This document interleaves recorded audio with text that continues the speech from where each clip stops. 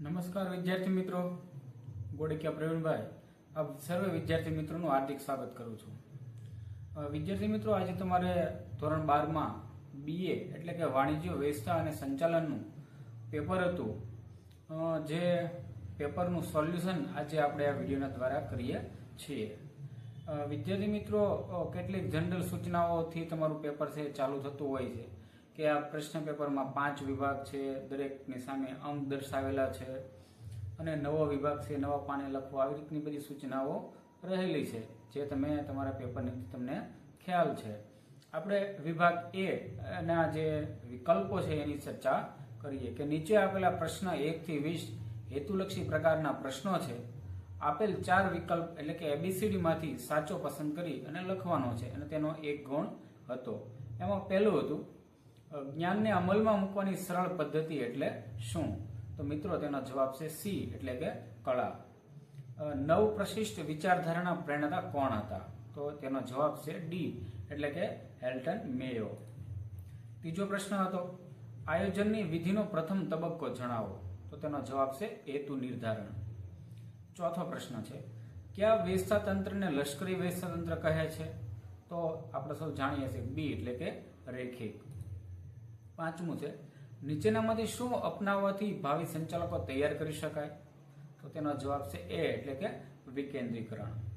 છઠ્ઠો પ્રશ્ન હતો ઉમેદવારની અરજી મળવા સુધીના કાર્યને શું કહે છે? તો તેનો જવાબ છે ભરતીનું કાર્ય કહેવાય છે.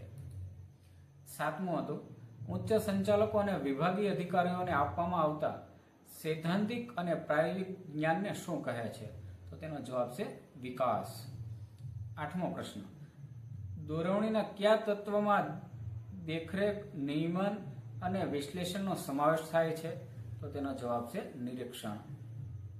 ત્યારબાદ જોઈએ નેતૃત્વના અમલ માટે શાનું અસ્તિત્વ હોવું જરૂરી છે? તો તેનો જવાબ C એટલે કે તાબેદારો. 10મો છે પ્રયત્ન, પરિણામ તથા સાધનોનો અને ઉદ્દેશ્ય વચ્ચેના સંતુલન સાધવાનું કાર્ય એટલે શું? તો તેનો જવાબ આવે છે D એટલે કે અંકુશ.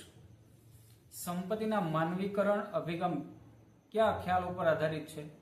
તો તેનો જવાબ છે રોકડ પ્રવાહ એવો છે. રોકાણ અંગેના નિર્ણયો એટલે શું? તો વિદ્યાર્થી મિત્રો B એટલે કે મૂડી બજેટિંગ. ત્યારબાદનો પ્રશ્નની ચર્ચા કરીએ એ પહેલા હું એવું માનું છું કે આમાંથી ઘણા બધા વિદ્યાર્થીને ખૂબ સારા પ્રશ્નોનો જવાબ છે ગયા હશે. કોમેન્ટ બોક્સમાં તમારે કેટલા માર્ક્સ આવ્યા છે તે તમે જણાવી શકો. 13મો છે સંગઠિત નાણાં બજારનું નિયંત્રણ કોના દ્વારા થાય છે?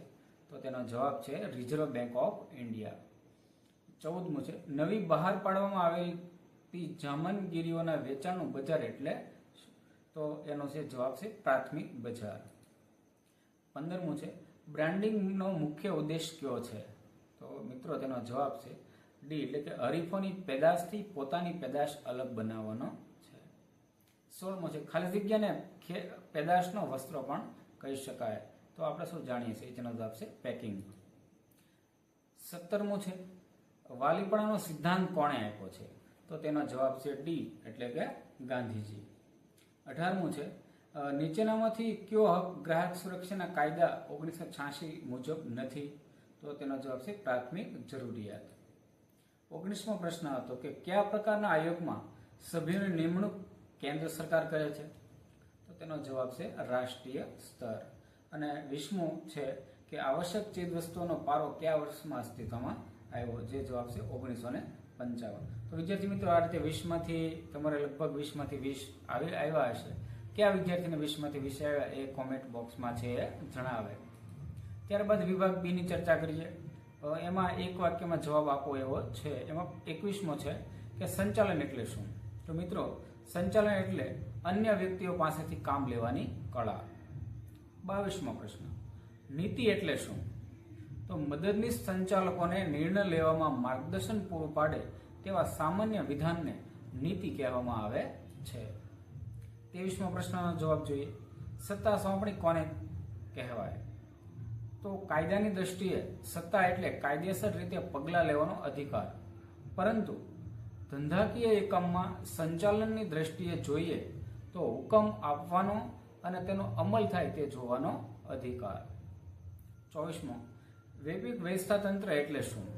તો તેનો જવાબ છે વૈદિક એટલે કે એકમના સંચાલકો દ્વારા નિશ્ચિત ધ્યેય સિદ્ધ કરવા માટે વ્યક્તિ અને કાર્ય વચ્ચેના સંબંધોનું જે વિધિસરનું માળખું છપાય તેને વૈદિક વ્યવસ્થાતંત્ર કહેવામાં આવે છે.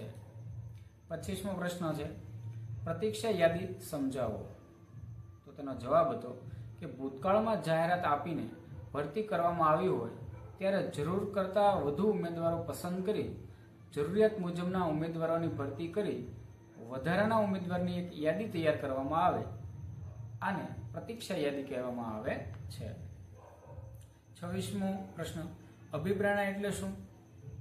તો કર્મચારીઓ વધુ કાર્ય કરવાની પ્રેરણા જગાવવી અને તેને મહત્તમ કાર્ય સંતોષની ઉપલબ્ધિ કરાવવી.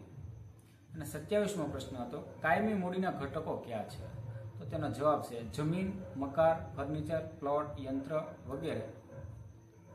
28મો પ્રશ્ન મુંબઈ શેર બજારની સ્થાપના કયા વર્ષમાં થઈ હતી? તો આપણે ભણેલા જ છીએ કે 9 જુલાઈ 1875. 29મો પ્રશ્ન છે કે પ્રસિદ્ધિનો અર્થ આપો. તો પ્રસિદ્ધિ એક એવો બિન વ્યક્તિગત માહિતી સંચાર છે કે ચૂકવણું કર્યા વગર સમૂહ માધ્યમ દ્વારા કરવામાં આવે છે, જેમાં ધંધાકીય એકમ કે એકમની પેદાશ વિશે જણાવવામાં આવે છે. 30મો અને છેલ્લો પ્રશ્ન CERC નું પૂરું નામ જણાવો. તો તેનું નામ છે consumer education and research centre, ટૂંકમાં CERF એવું એનું નામ છે. તો મિત્રો આ રીતે આપણે 30માંથી 30 બધા જ વિદ્યાર્થીઓને આવ્યા છે. ખૂબ સરળ પેપર હતું. છતાં તમારે કેટલા આવ્યા તે કોમેન્ટ બોક્સમાં જણાવજો. અને આવા જ વિડીયો જો તમને સારા લાગે તો ચેનલને સબસ્ક્રાઈબ કરવાનું બાકી હોય તો સબસ્ક્રાઈબ કરી લેજો. અને આવા એજ્યુકેશન અને અન્ય માહિતીના વિડીયો છે એ તમને મળતા રહે એ માટે મારી સાથે જોડાયેલા રહો.